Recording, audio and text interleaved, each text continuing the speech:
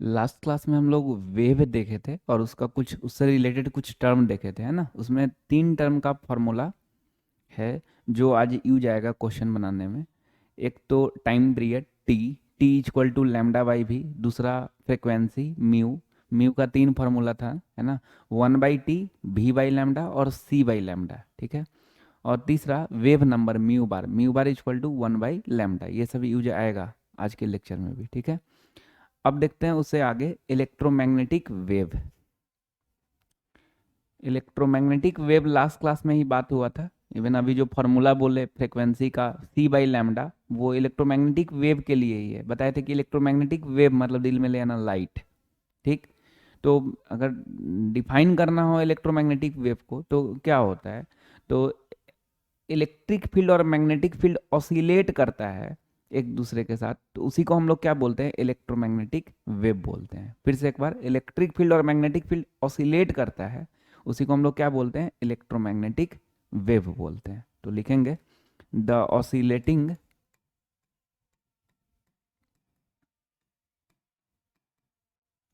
Electric और magnetic field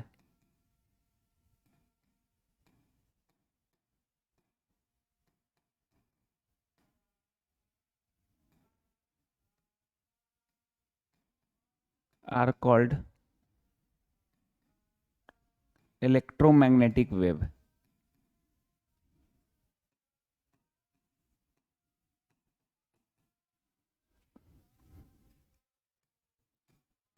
ठीक है, तो ऑसिलेटिंग इलेक्ट्रिक और magnetic field are called electromagnetic wave, ठीक। एक्सपेरिमेंटली ये देखा गया कि इलेक्ट्रिक और मैग्नेटिक फील्ड जो ऑसिलेट करता है वो एक दूसरे का परपेंडिकुलर है। एक दूसरे का क्या है, परपेंडिकुलर है। मतलब अगर इलेक्ट्रिक फील्ड इस तरह से ऑसिलेट कर रहा है तो मैग्नेटिक फील्ड इस तरह से ऑसिलेट करेगा। इलेक्ट्रिक फील्ड अगर इस प्लेन पे ऑसिलेट कर रहा है तो मैग्नेटिक फील्ड इस प्लेन पे ऑसिलेट करेगा, एक दूसरे का परपेंडिकुलर रहेगा, ठीक है। तो नीचे में पॉइंट करके, experimentally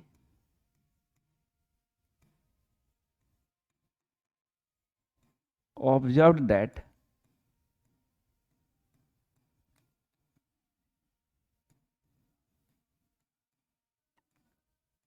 direction of oscillation of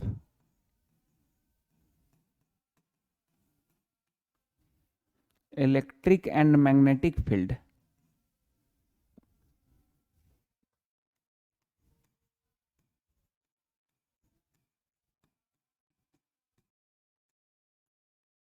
are perpendicular to each other।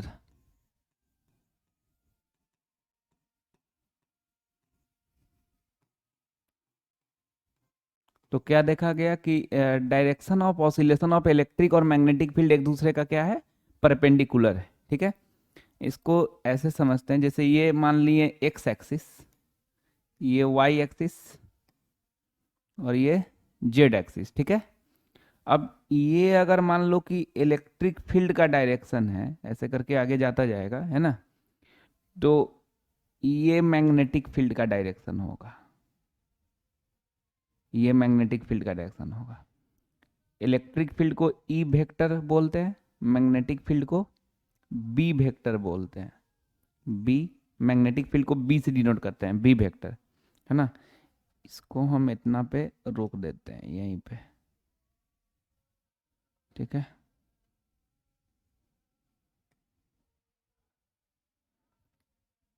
ठीक, तो ई वेक्टर को क्या बोलेंगे, इलेक्ट्रिक फील्ड,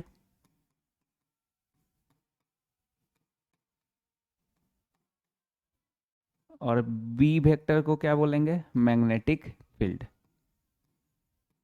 तो ये दोनों एक दूसरे का क्या रहेगा, परपेंडिकुलर रहेगा। ये यहाँ पे दिखा रहा है कि इस एक्सिस पे बी जो है ना, इसे सोया हुआ है, इस तरह से है, तो मैग्नेटिक फील्ड का डायरेक्शन है। तो हमेशा दिमाग में रखना है कि इलेक्ट्रिक फील्ड और मैग्नेटिक फील्ड एक दूसरे का क्या रहता है, परपेंडिकुलर रहता है, ठीक है। अच्छा, अब next topic, electromagnetic spectrum. Electromagnetic spectrum क्या होता है ना। तो बहुत सारा वेव है, उसको इंक्रीजिंग ऑर्डर ऑफ वेवलेंथ और डिक्रीजिंग ऑर्डर ऑफ फ्रीक्वेंसी में अरेंज कर देते हैं, तो उसी को इलेक्ट्रोमैग्नेटिक स्पेक्ट्रम बोलते हैं। एक बार और, बहुत सारा वेव है, उसको इंक्रीजिंग ऑर्डर ऑफ वेवलेंथ और डिक्रीजिंग ऑर्डर ऑफ फ्रीक्वेंसी में अरेंज कर देते हैं, तो उसी को इलेक्ट्रोमैग्नेटिक स्पेक्ट्रम बोलते हैं। ठीक है, तो लिखोगे the arrangement of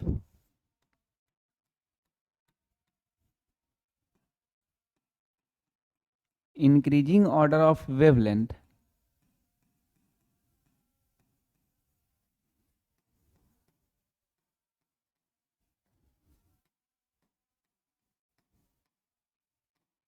or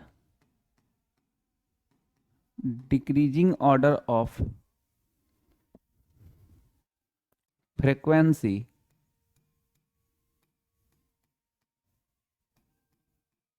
of collection of waves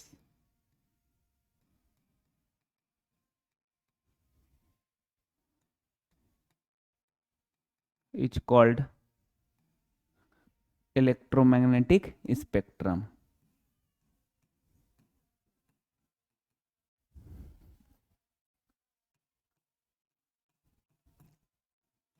तो क्या देखें हम लोग कि इंक्रीजिंग ऑर्डर ऑफ वेवलेंथ और डिक्रीजिंग ऑर्डर ऑफ फ्रीक्वेंसी बहुत सारा वेव को अरेंज कर देते हैं, तो उसी को हम लोग क्या बोलेंगे, इलेक्ट्रोमैग्नेटिक स्पेक्ट्रम। दिमाग में रखना है, समझ के, लैंग्वेज नहीं रटना है। ठीक है भाई। अब देखो इसमें इलेक्ट्रोमैग्नेटिक स्पेक्ट्रम बना रहे हैं, ठीक है, देखना ध्यान से।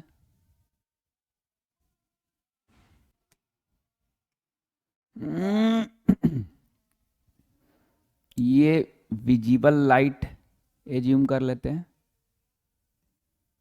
ये विजिबल लाइट एज्यूम कर लेते हैं। इधर में इंफ्रारेड रेज, माइक्रोवेव्स, अब बाकी का रेडियो वेव्स और लॉन्ग रेडियो वेव्स। ठीक है, इधर में ultra violet rays, X rays, और इधर में ये गामा रेज हो गया। ठीक है, ये कौन सा पोर्शन हो गया, विजिबल लाइट वाला पोर्शन हो गया, विजिबल लाइट वाला पोर्शन। इधर में क्या बोले, इंफ्रारेड रेज, दिमाग में रखना है, क्या पढ़ोगे इसको, इंफ्रारेड रेज पढ़ोगे। ठीक है, इसको माइक्रोवेव्स, माइक्रोवेव्स, इसको रेडियो वेव्स, इसको long radio waves, long radio waves. इधर में ultra violet rays, X rays और गामा रेज। ठीक है, यही है इलेक्ट्रोमैग्नेटिक स्पेक्ट्रम बनाने जा रहे हैं। ठीक है, तो ये विजिबल लाइट हो गया, इधर में infrared rays, microwaves, radio waves, long radio waves, इधर में ultra violet rays, X rays और क्या, गामा रेज। अब देखो ये जो विजिबल लाइट है ये 7 पार्ट में टूट जाता है। कितना पार्ट में, 7 पार्ट में टूट जाता है। V, I, B, G, Y, O, R. ठीक है,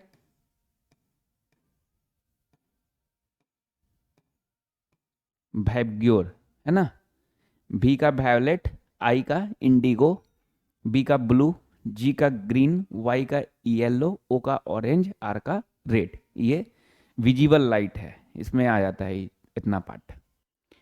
अब ना नीचे में ऐसे बनाते हैं वेवलेंथ का और ऊपर में फ्रीक्वेंसी का, है ना। The arrangement of increasing order of wavelength और decreasing order of frequency, wavelength बढ़ेगा तो फ्रीक्वेंसी हाँ घटेगा, क्योंकि mu is equal to C by lambda होता है ना। तो जाहिर सी बात है जब नीचे वाला बढ़ेगा तो क्या होगा, घटेगा। तो इसीलिए इंक्रीजिंग ऑर्डर ऑफ वेवलेंथ और डिक्रीजिंग ऑर्डर ऑफ फ्रीक्वेंसी है। तो नीचे में हम लोग वेवलेंथ का ऑर्डर देने वाले हैं, ऊपर में फ्रीक्वेंसी का।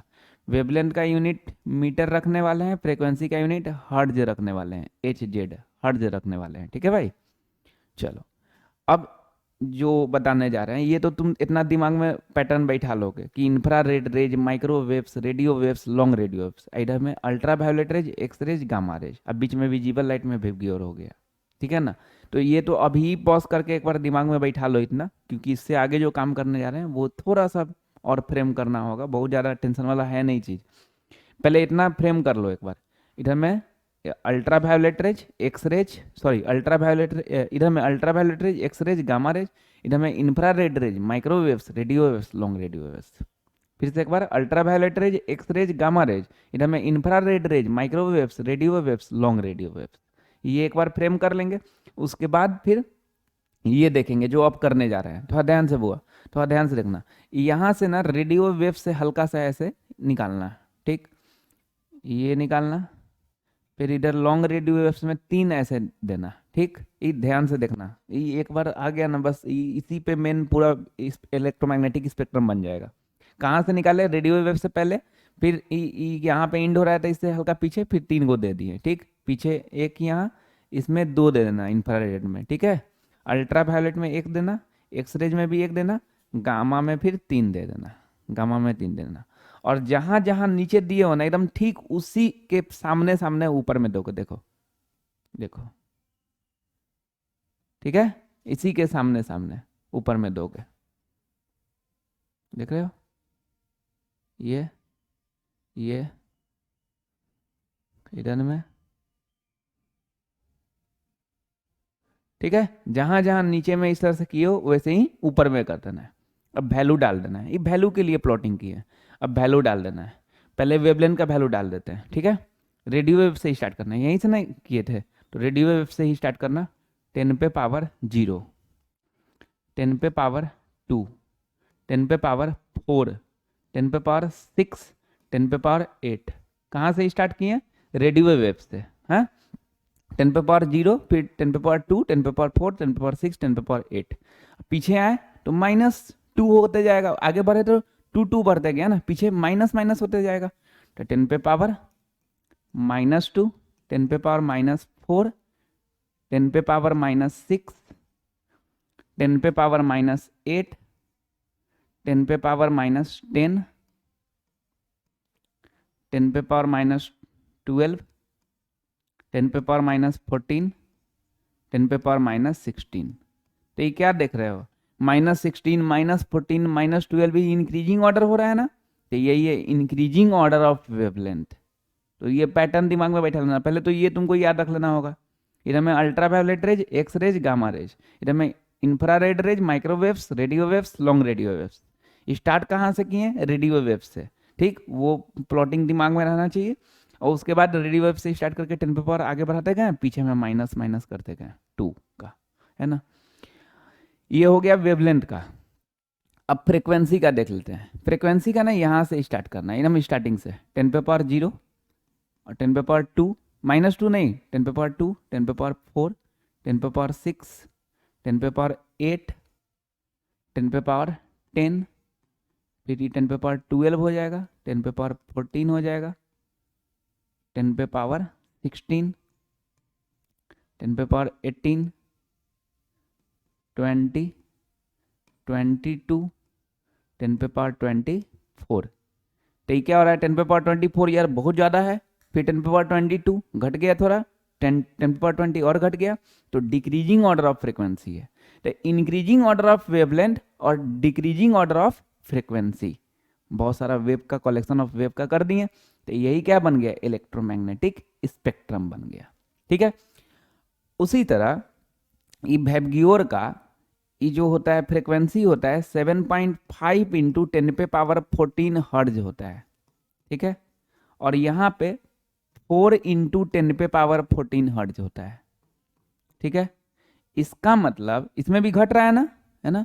तो इसका मतलब यहाँ पे 4 इंटू 10 पे पावर 14 हर्ट्ज, यहाँ पे 4.5 इंटू 10 पे पावर 14 हर्ट्ज, 0.5 से डिफर कर रहा है। 4.5 इंटू 10 पे पावर 14, यहाँ पे 5 इंटू 10 पे पावर 14 हर्ट्ज, यहाँ पे 5.5 इंटू 10 पे पावर 14 हर्ट्ज, यहाँ पे 6 इंटू 10 पे पावर 14 हर्ट्ज, यहाँ पे 6.5 इंटू 10 पे पावर 14 हर्ट्ज, यहाँ पे 7 इंटू 10 पे पावर 14 हर्ट्ज, यहाँ पे देखो 7.5 इंटू 10 पे पावर 14 हर्ट्ज, मतलब 0.5 से डिफर कर रहा है। है ना, 4 है यहाँ पे 4.5, पावर में तो सेम है सब जगह, 0.5 से ये सब वैल्यू में डिफर कर रहा है, ठीक है। नीचे में वेवलेंथ, तो नीचे में इसका वेवलेंथ 4000 एंगस्ट्रॉम, तुम बताए थे लास्ट क्लास में भी, एक एंगस्ट्रॉम में कितना मीटर, 10 पे पावर -10 मीटर, तो 4000 एंगस्ट्रॉम है, और यहाँ पे 7500 एंगस्ट्रॉम है, 7500 एंगस्ट्रॉम है, इसमें भी 500 का गैप है, 4000 एंगस्ट्रॉम, 4500 एंगस्ट्रॉम, 5000 एंगस्ट्रॉम, 5500, 6000, 6500, 7000, 7500, है ना, 500 का गैप है इसमें। यही पूरा बन गया इलेक्ट्रोमैग्नेटिक स्पेक्ट्रम। रटना नहीं है, फ्रेम कर लेना है थोड़ा, अरे इजी है यार, आराम से कर सकते हो, है ना। उधर में ultraviolet rays, X rays, gamma rays, इधर में infrared rays, microwaves, radio waves, long radio waves. पहले तो ये दिमाग में बैठा लेना होगा, उसके बाद फिर वो जो दिए हैं ना डैश, ये सब दिमाग में बैठा लेना होगा। प्लॉटिंग रेडियो वेव से स्टार्ट किए, उसके बाद ऐसे देते गए, और जहां जहां नीचे दिए उसी के सामने सामने ऊपर दे दिए, और उसके बाद एक बार वैल्यू रखना जान लो, बस हो गया काम। अब इससे क्वेश्चन कैसे बनता है, देखो क्वेश्चन ना, तुमको मान लो कि वेवलेंथ दिया रहेगा, ये फ्रीक्वेंसी दिया रहेगा, उससे तुम रेंज देख लोगे, है ना। जैसे मान लेते हैं कि वेवलेंथ वेवलेंथ 965 9650 ये आया हर्ट्ज, सॉरी मीटर आया, क्या आया, मीटर आया, ठीक। तो ये देखना है कि कौन सा रेंज में आएगा। द 9650 देखो वेवलेंथ दिया हुआ है, जब वेवलेंथ 10 पे पावर 2 है यहाँ पे ना, 10 पे पावर 4 है, 10 पे पावर 4 मतलब 10,000, 9650 10,000 के आसपास है ना जी, 100 के आसपास थोड़े ना है, 10,000 के आसपास है। इसका मतलब ये जो वेव होगा ये लॉन्ग रेडियो वेव्स में आएगा, क्या चीज में आएगा, लॉन्ग रेडियो वेव्स में। तो वैल्यू निकालना होगा तुमको, या फिर दिया रहेगा और उसके हिसाब से तुम बता दो कि किस फॉर्मेट में आएगा, ये किस वेव में आएगा, तो उसके हिसाब से बता देना है, ये दिमाग में रखना, ठीक है। अब क्वेश्चन देखते हैं, ये सबसे रिलेटेड है। देखो सबसे पहला, calculate the, question number 11, calculate the frequency and wave number of light having wavelength 3000 angstrom. Wavelength मतलब क्या, ये देख लोगे, इसके अगला तुम लोग अपने बनाओगे, ठीक है। वेवलेंथ 3000, वेवलेंथ मतलब क्या, लैम्डा, तो लैम्डा कितना दिया हुआ है, 3000 एंगस्ट्रॉम। सबसे पहले हमेशा गिवन लिखना चाहिए, गिवन लिख दिए। अब क्या, इसको ना मीटर में कर लो, तो मीटर में करोगे तो 3000 इंटू 1 एंगस्ट्रॉम में कितना मीटर बोले, 10 पे पावर -10 मीटर, ठीक। इसको 3 10 पे पावर 3 और 10 पे पावर -10, 10 पे पावर कितना -7, ये मीटर में हो गया। अब तुमको जो निकालना है वो निकालो, अब पॉज करके तुम फार्मूला लगा के बना सकते हो, ठीक है। अब वैल्यू आ जाए तब फिर आगे देखना, ठीक है। चलो पॉज करके बना ही लो, इजी है फिर। अब तो देखो ना, लैम्डा आ गया, गिवन लिख दिए। अब frequency mu, mu equal to क्या लगाएंगे, है ना। तो म्यू का एक तो फॉर्मूला है 1/t, दूसरा v/λ, तीसरा c/λ। यार तुम 1/t टाइम पीरियड कोई मतलब ही नहीं है लगाने का, यहाँ टाइम पीरियड थोड़ा ना दिया हुआ है। v/λ वेलोसिटी कहाँ से लाओगे, तो c/λ लगा दो, है ना। तो mu equal to c/λ, value put करो, देखो कितना आंसर आ रहा है, उसके बाद ही बना इधर से देखना। तो म्यू इक्वल टू c/λ लगा दिए। c का वैल्यू, c मतलब स्पीड ऑफ लाइट, इसका वैल्यू होता है 3 इंटू 10 पे पावर 8, अब बाई लैम्डा का वैल्यू 3 इंटू 10 पे पावर कितना, -7, 3 से 3 कट गया, -7 ऊपर जाएगा तो क्या हो जाएगा, +7 हो जाएगा। तो क्या हो जाएगा, 8 + 7 10 पे पावर 15, यूनिट दे दो हर्ट्ज, या फिर सेकेंड इनवर्स भी दे सकते थे, है ना। तो ये फ्रीक्वेंसी आ गया। अब क्या, वेव नंबर, वेव नंबर मतलब म्यू बार इक्वल टू क्या, 1/λ। तो 1/λ का वैल्यू कितना है, 3 इंटू 10 पे पावर -7, ठीक है। तो 1/3 अगर करोगे, तुम लोग नीचे ही लिखना, हम इधर कर रहे हैं, 1/3 अगर करोगे तो क्या हो जाएगा, 0.33, 0.33, है ना। पहले पॉइंट दोगे तो 10 हो जाएगा, फिर 3 से 9 होगा, फिर एक बचेगा, 10 हो जाएगा, 0.33 आ जाएगा। और 10 पे पावर -7 को ऊपर भेजोगे तो क्या हो जाएगा, 10 पे पावर 7, है ना। अब इसको स्टैंडर्ड फॉर्म में कर दो, स्टैंडर्ड फॉर्म मतलब 1 से 10 के बीच में होता है, ठीक है। स्टैंडर्ड फॉर्म में कर दोगे तो क्या हो जाएगा, 3.3 इंटू पॉइंट यहाँ ले आए ना, तो बैलेंस करने के लिए 10 पे पावर -1 और 10 पे पावर 7, तो कितना हो जाएगा, 10 पे पावर 6। यूनिट क्या हो जाएगा, मीटर इनवर्स, क्या हो जाएगा, मीटर इनवर्स, ये हो गया। तो 0.33 को स्टैंडर्ड फॉर्म में किए तो 3.3 इंटू 10⁻⁻1 या 10⁻7, कितना 10⁻6। अगर इसमें कोई दिक्कत है, इससे ये करने में कोई दिक्कत है, तो पहला chapter some basic concept of chemistry का साइंटिफिक नोटेशन टॉपिक जाके देखो, है ना, अपने क्लियर हो जाएगा ये चीज। अगर ठीक है तो बहुत अच्छा बात है, ठीक है। चलो नेक्स्ट क्वेश्चन देखते हैं भाई। The wavelength range of visible spectrum extend from violet, जिसका 400 नैनोमीटर दिया हुआ है, से red 750 nanometer, express this wavelength in frequency. Frequency में दो गो वेवलेंथ दिया हुआ है, एगो वायोलेट के लिए दिया हुआ है, एगो रेड के लिए दिया हुआ है, और इसको फ्रीक्वेंसी में बदलना है। बदल लो, बना लो अपने से, उसके बाद ही देखना है ना। जैसे 1 एंगस्ट्रॉम में 10⁻⁻10 मीटर ना, तो 1 नैनोमीटर में 10⁻⁻9 मीटर। क्या बोले, 1 नैनोमीटर में कितना, 10⁻⁻9 मीटर। तो पहले गिवन लिख लो दोनों कलर का, पहले लिख लेना for violet lambda is equal to, उसको मीटर में कर लेना, है ना।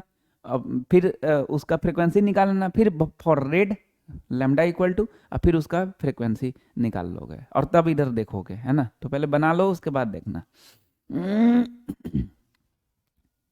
For violet lambda equal to 400 nanometer, तो 400 इंटू 1 नैनोमीटर में 10⁻⁻9 मीटर होता है, तो 4 इंटू 10⁻2 और 10⁻⁻9 10⁻⁻7 मीटर हो गया। और निकालना क्या है, फ्रीक्वेंसी। हाँ, फ्रीक्वेंसी निकालना था। Mu equal to C by lambda. Mu का 3 फार्मूला है, लेकिन भी बाई लैम्डा अगर लगाओगे तो भी लाओगे कहाँ से, तो इसलिए mu equal to C by lambda. C का वैल्यू 3 इंटू 10⁻8 बाई लैम्डा का वैल्यू 4 इंटू 10⁻⁻7, ठीक है। डिसिमल दोगे तो 30 हो जाएगा, है ना। तो फिर 4 7 जार 28, फिर 2 बचेगा 20, 4 5 जार 20 इंटू -7 ऊपर जाएगा तो +7 हो जाएगा, 8 + 7 15, 10⁻15, है ना। तो इसको स्टैंडर्ड फॉर्म में करोगे तो 7.5 इंटू पॉइंट यहाँ ले है ना, तो 7.5 हो गया, तो 10⁻⁻1 और 10⁻15, 10⁻14 हर्ट्ज। ये किसके लिए हम लोग बना दिए, वायोलेट के लिए। तुम लोग इसी के नीचे कंटिन्यू रहोगे, हम इस साइड में लिख रहे हैं फॉर रेड। रेड के लिए लैम्डा कितना दिया हुआ है, 750 750 नैनोमीटर।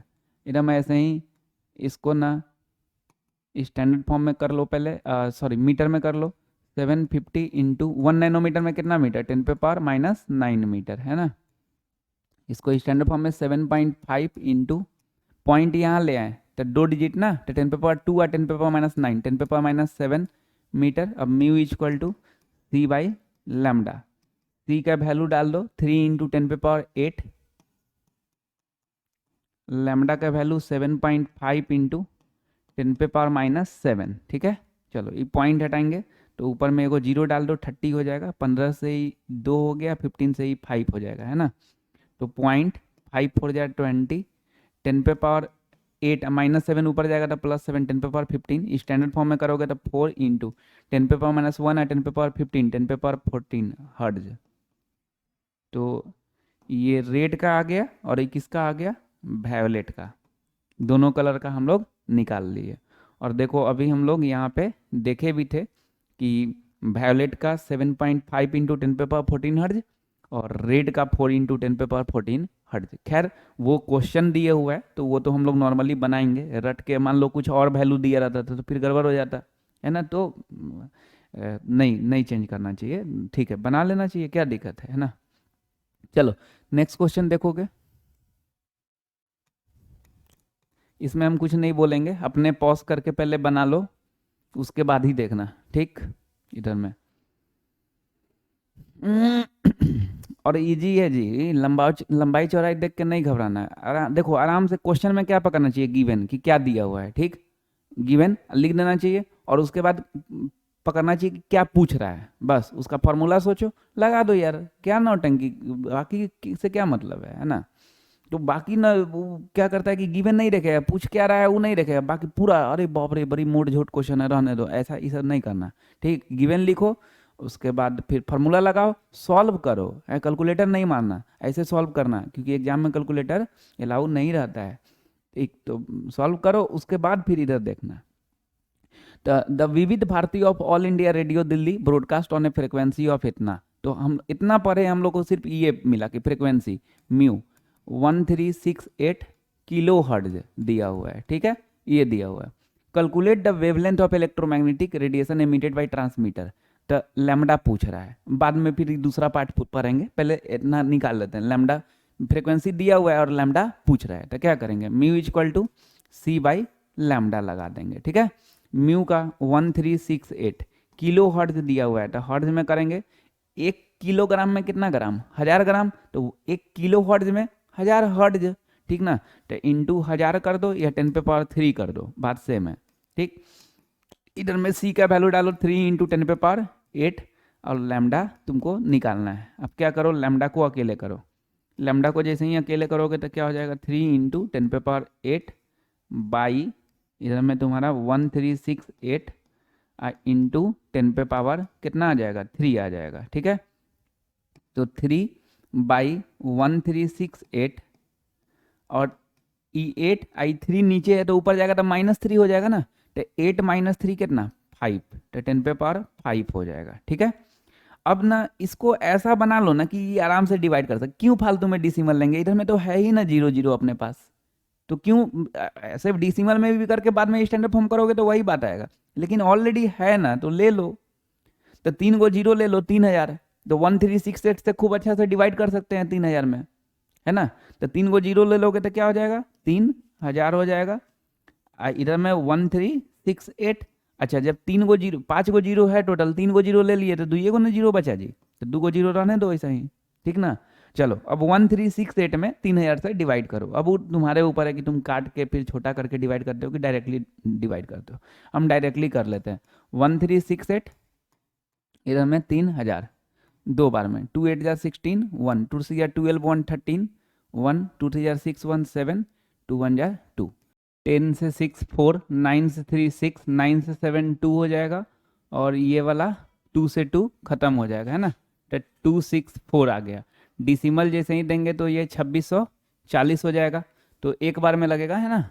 तो एक बार में 1368, 10 से 8 2, 13 से 6 7 हो गया, 5 से 3 2, और ये 2 से 1 1, डिसिमल दिया हुआ है तो 12720 हो जाएगा, है ना। तो 1368 में अगर 10 बार से करते तो 13680 आता, 9 बार में करेंगे तो 13680 में से 1368 घटेगा, मतलब इसके आसपास पहुंचेगा। तो 9 से एक बार चेक कर लेते हैं, फिर भी कहीं थोड़ा सा ज़्यादा हो गया तो फिर 8 करना होगा, तो चेक कर लेते हैं 9 से। 9 8 जार 72, 7 9 6 जार 54 और 7 61, 6 9 जार 27 और 6 33, 3 9 जार 9 3 12, ठीक है, इससे कम है ना, मतलब ठीक है, अब काफ़ी है इतना डिजिट, तो 2.19 यहाँ से आया, है ना। 2.19 इंटू 10⁻² कितना हो जाएगा, 219 यूनिट क्या होता है लैम्डा का, मीटर होता है। तो यही हो गया आंसर। तो एक पार्ट बन गया, वेवलेंथ निकल गया, है ना। अब अगला पार्ट में क्या बोल रहा है भाई, which part of electromagnetic spectrum does it belong to. Electromagnetic spectrum अभी हम लोग देखें तो उसमें किस पार्ट में ये आएगा। देखो अगर थोड़ा सा नॉर्मल कॉमन सेंस से पढ़ेंगे क्वेश्चन तो क्लियर कट चमक जाएगा कि रेडियो वेव्स में आएगा। लिख तो रहा है the Vividh Bharati All India Radio Delhi broadcast, मतलब रेडियो वेव्स में आएगा। लेकिन अगर ऐसे भी सोचें, ultraviolet rays, X rays, gamma rays, इधर में infrared rays, microwaves, radio waves, long radio waves, तो उसमें अगर हम लोग लैम्डा जो देखें रेडियो वेव से ही स्टार्ट किए थे तो 10⁻0 था, है ना। और थोड़ा सा आगे रेडियो वेव्स में ही 10⁻2 था, 100 था। लॉन्ग रेडियो वेव्स में 10⁻4 चला गया था, तो 100 के आसपास ही 200 है ना जी। तो ये लॉन्ग रेडियो वेव्स में नहीं जाएगा, कहाँ जाएगा, रेडियो वेव्स में जाएगा, है ना। तो क्या लिख देंगे, इट बिलोंग्स टू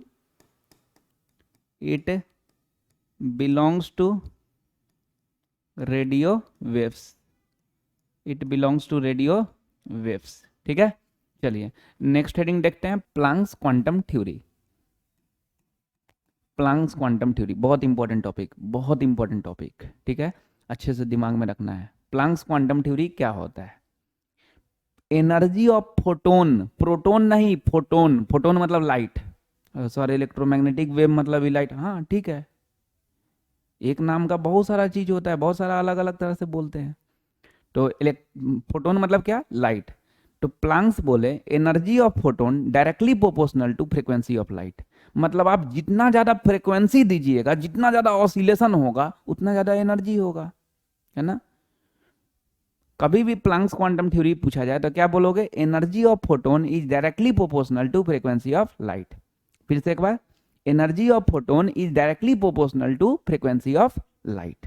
ठीक है, तो लिख लोगे according to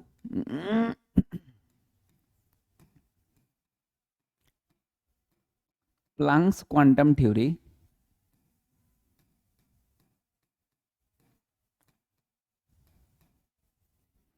energy of photon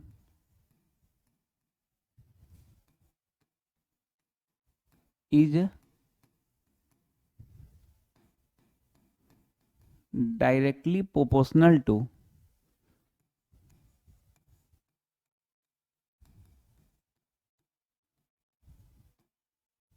frequency of light,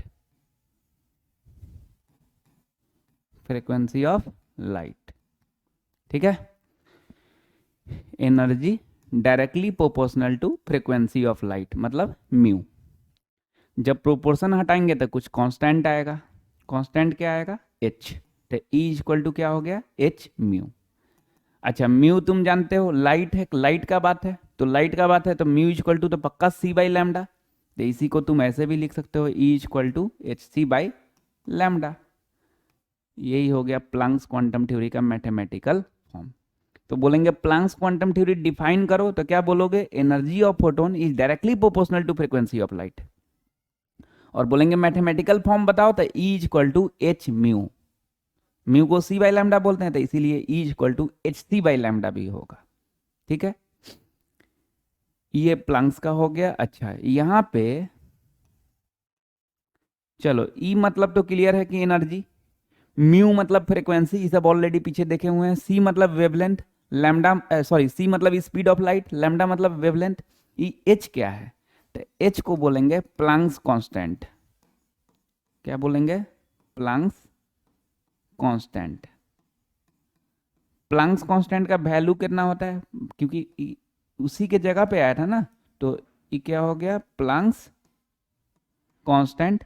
इसका वैल्यू कितना, तो 6.626 इंटू 10 पे पावर -34 जूल सेकेंड। ठीक है, ये दिमाग में रखना है। प्लैंक्स कांस्टेंट का वैल्यू कितना होता है, 6.626 इंटू 10 पे पावर -34 जूल सेकेंड। देखो ये वैल्यू तुम याद कर लेना, लेकिन अगर मान लो कि सिचुएशन के हिसाब से, जैसे ऊपर में अगर 6.62 है, तो तुम नीचे में 6.626 रख के क्यों नौटंकी करोगे जी। अगर ऊपर में 6.62 है तो नीचे में भी सिचुएशन के हिसाब से कर दो 6.62, उतना चलता है, कोई दिक्कत नहीं है। अगर ऊपर में 6.6 है तो नीचे में 6.6 कर दो, ये नहीं कि ऊपर में 6 रहे तब नीचे में 6 कर देना, इतना ज्यादा हो जाएगा, ये थोड़ा ज्यादा हो जाएगा। लेकिन 6.62 है तो 6.62 इसको कर सकते हैं, ऊपर में 6.6 है तो इसको अप्रोक्स में 6.6 कर सकते हैं, कोई दिक्कत नहीं है ना। 6 है तो फिर वो तो ज़्यादा दूर हो जाएगा ना जी, तो वैसे नहीं, फिर वो डिवाइड करेंगे, आराम से डिवाइड करके जो आएगा वो करेंगे। चलो, तो वैल्यू ये याद रखना, लेकिन सिचुएशन के हिसाब से इसको चेंज भी करने आना चाहिए। ठीक है, चलो, तो क्या फाइनली पता चला, प्लैंक्स क्वांटम थ्योरी का mathematical form E equal to h mu, उसी को एच सी बाई लैम्डा भी बोलते हैं। एच क्या है, प्लैंक्स कांस्टेंट, उसका वैल्यू कितना है 6.626 इंटू 10 पे पावर -34 जूल सेकेंड। एक और बात कि ई जो अभी E equal to h mu लिखे हैं, ई एक फोटोन रहेगा तब, energy of photon directly proportional to frequency of light. ठीक है ना, अगर एन नंबर ऑफ फोटोन मारेंगे तो E is equal to n h mu हो जाएगा। क्या हो जाएगा, एन एच म्यू हो जाएगा।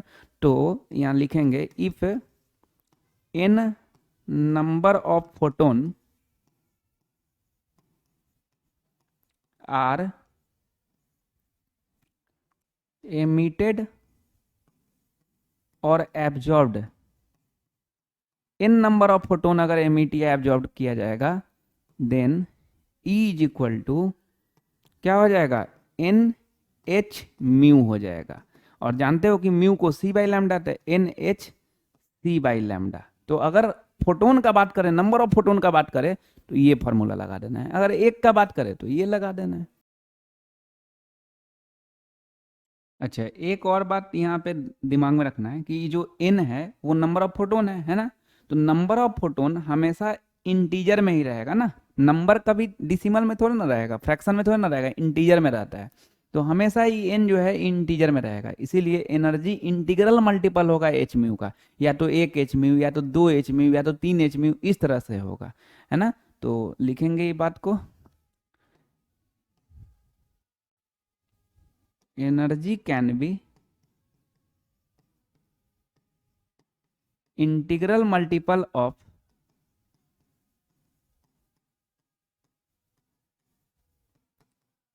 H mu. Energy can be integral multiple of H mu, हमेशा इंटीग्रल मल्टीपल में होगा, है ना। एक और बात, आइंस्टीन नाम सुने होंगे, बड़ी फेमस साइंटिस्ट है। आइंस्टीन क्या किए, प्लैंक्स क्वांटम थ्योरी को सपोर्ट कर दिए, बोले कि हाँ ये बहुत अच्छा बात बोला है, बहुत अच्छा है, ठीक है। और इसके हेल्प से फोटो इलेक्ट्रिक इफेक्ट को एक्सप्लेन कर दिए। फिर से एक बार, आइंस्टीन प्लैंक्स क्वांटम थ्योरी को सपोर्ट किए और फोटो इलेक्ट्रिक इफेक्ट को एक्सप्लेन कर दिए। अभी फोटो इलेक्ट्रिक इफेक्ट क्या होता है ये आगे में बड़ी डिटेल में पढ़ना है, अभी बस खाली इतना समझ लो, है ना। तो लिख लेते हैं, Einstein supported the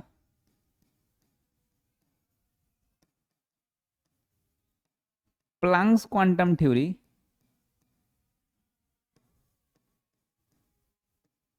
Planck's quantum theory and explain photoelectric effect। Photoelectric effect को क्या किए, एक्सप्लेन किए, ठीक है। ठीक, अब देखो एच तुम प्लैंक्स कांस्टेंट ये डालोगे तो यूनिट उसका जूल सेकेंड होगा। म्यू फ्रीक्वेंसी, फ्रीक्वेंसी का हर्ज में अगर डालोगे तो जब जाहिर सी बात है ये दोनों ऐसा यूनिट में डालोगे, ये सब भी अगर ऐसा यूनिट में डालोगे तो एनर्जी का भी ऐसा यूनिट आएगा, जूल, जूल में आएगा। लेकिन कभी कभी ऑप्शन में, ऑब्जेक्टिव क्वेश्चन में ऑप्शन में इलेक्ट्रॉन वोल्ट में दिया रहता है, तो उसके या फिर किलो जूल में दिया रहता है, तो उसको कन्वर्ट कैसे करें वो देखते हैं, ठीक है। याद रखना है 1 इलेक्ट्रॉन वोल्ट पर एटम में 96.5 किलो जूल पर मोल होता है। 1 इलेक्ट्रॉन वोल्ट पर एटम में कितना होता है, 96.5 किलो जूल पर मोल। अगर किलो जूल पर मोल को इलेक्ट्रॉन वोल्ट में करना है तो डिवाइड कर दो, इलेक्ट्रॉन वोल्ट पर एटम को इसमें करना है तो मल्टीप्लाई कर दो।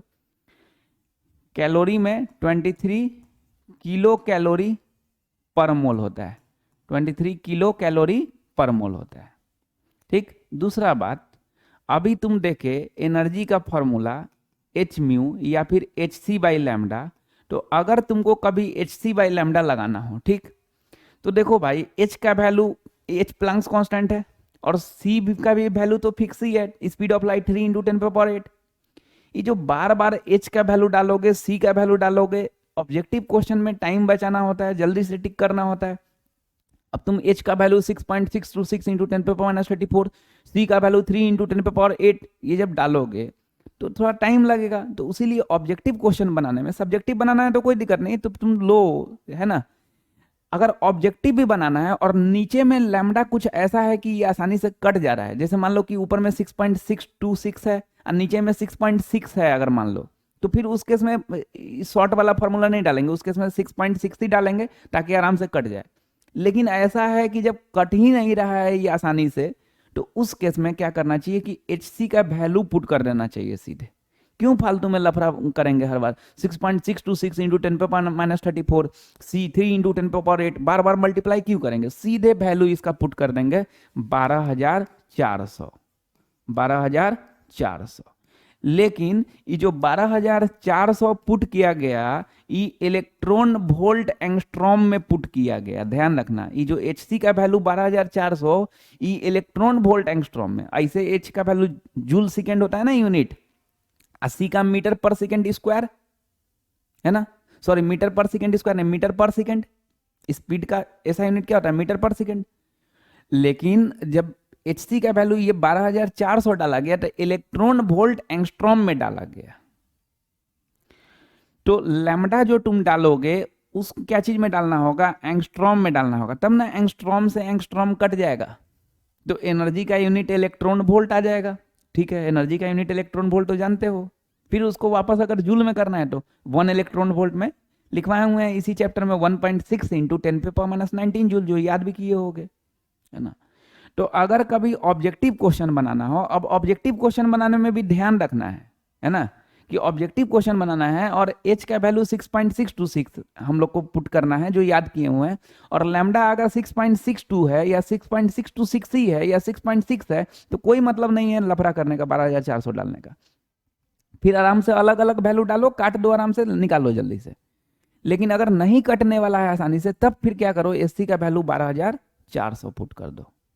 लेकिन उस केस में लैम्डा एंगस्ट्रॉम में रखना होगा, ताकि एनर्जी का यूनिट क्या चीज में आए, इलेक्ट्रॉन वोल्ट में आए। क्या चीज में आए, इलेक्ट्रॉन वोल्ट में आए। तो ऑब्जेक्टिव क्वेश्चन बनाने में ये चीज का यूज करना, इससे टाइम सेविंग होगा थोड़ा।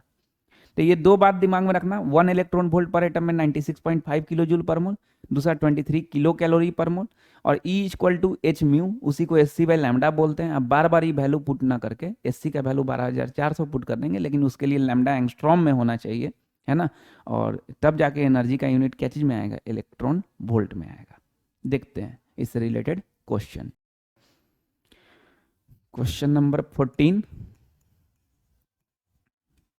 Calculate the energy of photon in joule if it's wavelength is इतना 6620। क्या बोले हुए हैं क्वेश्चन बनाने में, पहले गिवन लिखना चाहिए, उसके बाद सोचना चाहिए कि क्या पूछ रहा है, तो लिखो गिवन, फिर सोचो कि क्या पूछ रहा है, फार्मूला लगाओ। अभी बताए ही है कि कब क्या सिचुएशन लगाना है।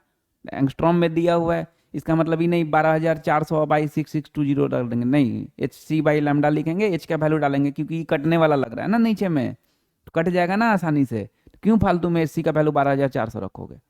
वही कुछ ऐसा रहता कि नहीं कटता, तब ठीक है 12,400 रख देते हैं। ऐसा नहीं कि 12,400 रख के बना दोगे तो गलत हो जाएगा, गलत नहीं होगा भाई, लेकिन यार जो सिचुएशन बताए वो सुना भी तो करो। क्या बोले हैं कि अगर आसानी से ना कटे, ये तो 6620 है ना, ये तो कट जाएगा ना, ऊपर में 6.626 है, नीचे में ना लैम्डा रहेगा, तो ये तो कट जाएगा आसानी से। तो फिर एच का वैल्यू अलग रखो, सी का वैल्यू अलग रखो, लैम्डा का वैल्यू नीचे रखो, और काट के उसके बाद जो बचे वो कर दो सॉल्व, पॉज करके बना लो, उसके बाद देखना इधर, ठीक है। लैम्डा दिया हुआ है 6620 एंगस्ट्रॉम, इसको मीटर में अगर करेंगे तो 6620 इंटू 10⁻⁻10 मीटर। इसको स्टैंडर्ड फॉर्म में कर भी सकते हो, नहीं भी कर सकते हो, ये फाइनल आंसर थोड़ा ना कि एकदम जरूरी है करना, वो तुम्हारे ऊपर है। अब energy E equal to h mu, लेकिन यहाँ पे लैम्डा दिया हुआ है तो क्या लगा देंगे, एच सी बाई लैम्डा। अब एच का वैल्यू डालेंगे 6.626 इंटू 10⁻⁻34, सी का वैल्यू 3 इंटू 10⁻8 बाई लैम्डा का वैल्यू 6620 इंटू 10⁻�10। ठीक, चलो अभी पॉइंट हटा देंगे तो नीचे में 1000 मतलब 10⁻3। अब इसको ही काट देंगे, बोलेंगे और सर कैसे काट दिए 6620 को, इतना छोटा छोटा चीज पकड़ोगे ना तो 11-12 का न्यूमेरिकल क्वेश्चन ना बना पाओगे। और जो बच्चा बनाता है, जिसको आदत आता है, वो ठीक है, वो ये सब चीज़ से टेंशन नहीं लेता है। जो का नहीं बनाना रहता है ना, वो फिर वो कैलकुलेटर मारो, कैलकुलेटर मार के निकालो आधा घंटा में। अभी मार लोगे एग्जाम में, कैसे मारोगे। तो थोड़ा इस सब चीज को सीख लिया करो। क्या बोले हैं कि 6.626 को 6.62 भी तो बोल सकते हैं, तो अगर 6.62 बोलते तो फिर आराम से कट जाता ना, तो हम डायरेक्ट काट दिए, क्या कोई दिक्कत नहीं है जी, आंसर क्लोज आएगा, है ना। चलो ये काट दिए। अब अगर यहाँ पे अगर मान लो कि 6.6 भी रहता ना, तब भी इसको बना के काट देते उस हिसाब से, 6.6 का माहौल बना के, है ना। चलो अब क्या बचा, खाली ऊपर में 3 बचा और 10 पे पावर वाला सब बचा, तो 10 पे पावर -34 है और ई +8 है ना। ई -10 ऊपर जाएगा तो +18 हो जाएगा, और ये -3 ऊपर जाएगा तो 18 - 3 15 हो जाएगा, नहीं तो -34 + 15 10 पे पावर -19, तो 3 इंटू 10 पे पावर -19 जूल, जूल में लाना था, तो ये आंसर आ गया। अगर कोई 12,400 अब बाई वेवलेंथ का ये 6620 डाल देता, ये 0 से 0 काटो, इसको भी 0 कर लो, इसको भी 0 से काट दो, 66 से ही 2 के आसपास आएगा, और उसके 2 इलेक्ट्रॉन वोल्ट के आसपास आएगा, ठीक ना। और इसको अगर तुम जूल में करोगे तो कितना से मल्टीप्लाई करोगे, 1.6 इंटू 10 पे पावर -19 से 2 इंटू 1.6 3.2 इंटू 10 पे पावर -19, उसके आसपास जो ऑब्जेक्टिव क्वेश्चन में 4 गो ऑप्शन रहेगा टिक कर देंगे, तो उसके आसपास ठीक है, ठीक सही तो है, ठीक है ना। तो इस तरह से ऑप्शन दिया रहता है जी, उसको टिक करना है ना तुमको। तो इस तरह से फ्रेम करो। अगर मान लो कि हमको 3 × 10⁻⁹ है, ठीक है, और इसका आंसर देख रहे हैं तो उसमें लिखा हुआ है 3.1 × 10⁻⁹, नहीं घबराना है, सही है, इसको गलत नहीं करेंगे कोई सर, है ना, स्टेप सही है, इसी तरह से सॉल्व किया जाता है, पूरा एग्जैक्ट सॉल्व नहीं किया जाता है भाई। पाई का वैल्यू 3.14 तुम रखते हो, क्या एग्जैक्ट रखते हो क्या? कोई बोले नहीं एकदम पूरा एग्जैक्ट निकालो, बोले पाई का वैल्यू आप 3.14 एग्जैक्ट रखते हैं, 18 डिजिट तक का क्यों नहीं रखते हैं आप? क्यों नहीं 18 डिजिट तक का रख के सॉल्व करते हैं, मल्टीप्लाई करते हैं? करिए 18 डिजिट तक का रख के, किए हैं? नहीं, 22/7 ले लेते हैं पाई का वैल्यू, इसमें एग्जैक्ट एग्जैक्ट बोलते हैं। तो इसमें कोई दिक्कत का बात नहीं है। इतना इतना अगर मान लो कि 3 × 10⁻⁹ है, 3.1 × 10⁻⁹ दिया हुआ है, तो बिल्कुल अंदर से टेंशन नहीं लेना चाहिए। अगर 2.9 × 10⁻⁹ दिया हुआ है तभी भी कोई दिक्कत नहीं। हाँ, अगर यहाँ 10⁻⁹ है और तुम्हारा 10⁻⁻17 दिया हुआ है, तब फिर दिक्कत का बात है। तभी नहीं सोचना कि अरे 2 का डिफरेंस है, छोड़ देते हैं, सर बोले हमें चला देंगे, नहीं नहीं, पावर में इधर उधर नहीं होना चाहिए, वैल्यू में इधर उधर होगा तो कोई दिक्कत का बात नहीं है, और बहुत ज़्यादा इधर उधर नहीं, थोड़ा सा इधर उधर होगा तो कोई दिक्कत का बात नहीं। ये सब चीज़ थोड़ा ध्यान रखना है, न्यूमेरिकल बनाने में ना ये सब चीज़ ध्यान रखा जाता है ना।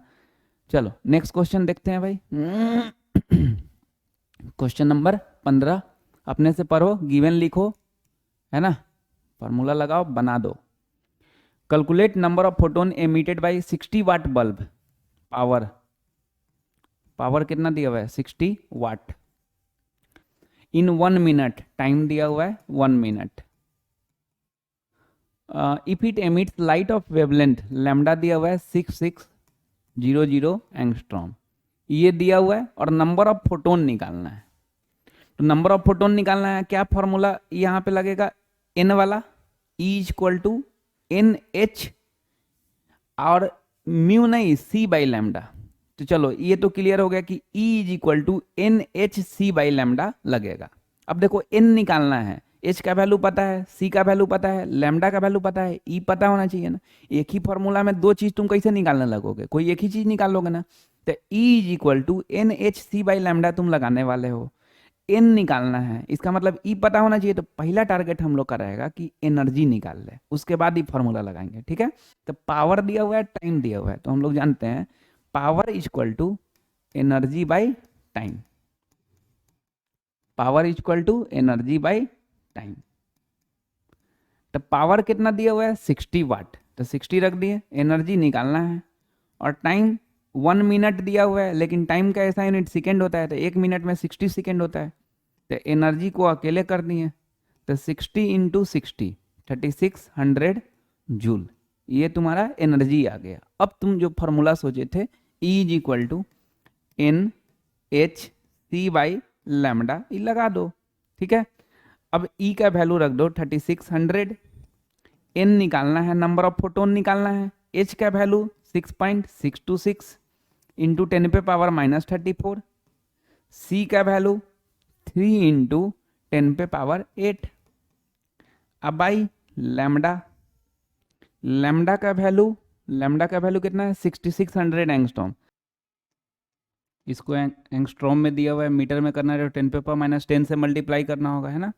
अब क्या n निकालना है, तो n निकालना है, तो n को अकेले कर देंगे, तुम लोग नीचे में ही कंटिन्यू रहोगे, है ना। n को अकेले करेंगे तो क्या हो जाएगा 3600, और ये वाला मल्टीप्लाई में जाएगा उधर, तो 6600 इंटू 10⁻⁻10 डिवाइडेड बाई 6.626 इंटू 10⁻⁻34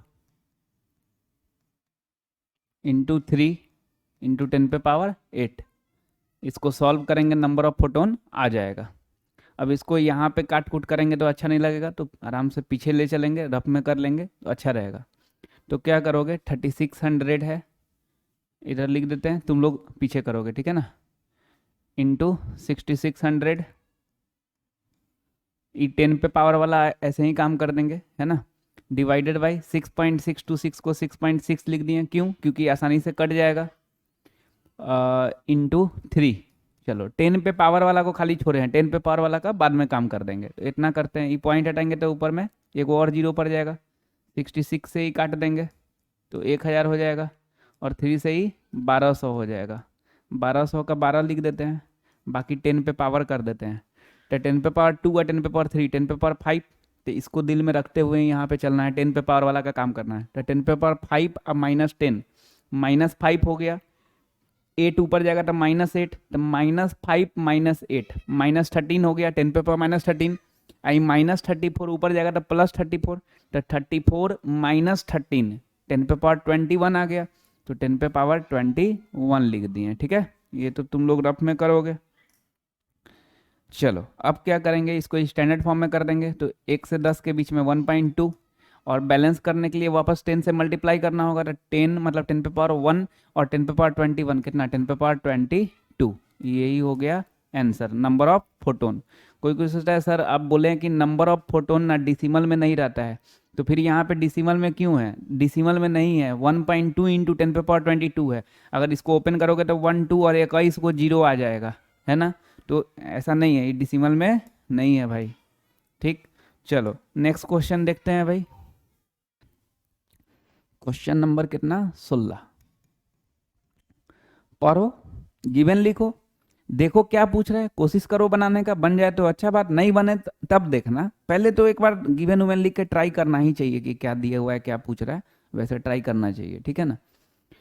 देखो, calculate the minimum wavelength of photon needed to break the bond between x atom in x2। x2 से 2x ये बॉन्ड तोड़ा है, इस केस में जो एनर्जी लगा है वो 240 किलो जूल पर मोल लगा है, 240 किलो जूल पर मोल लगा है। ठीक है, और क्या पूछ रहा है, वेवलेंथ पूछ रहा है, लैम्डा पूछ रहा है। ठीक है, तो क्या करो, E इज इक्वल टू क्या लगाओगे, लैम्डा वाला फॉर्मूला, तो एच सी बाई लैम्डा की n h c by lambda, तो n h c by lambda.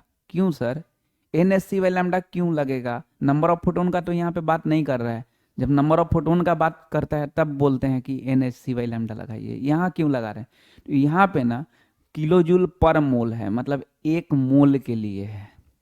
तो मोल क्या है, नंबर ही तो है। एक मोल में कितना पार्टिकल्स होता है, 6.022 इंटू 10 पे पावर 23 पार्टिकल्स होता है, तो नंबर ही तो है। सिर्फ किलो जूल बोल के चुप हो जाता ना, पर एटम रहता ना, तो E equal to h c by lambda, है ना।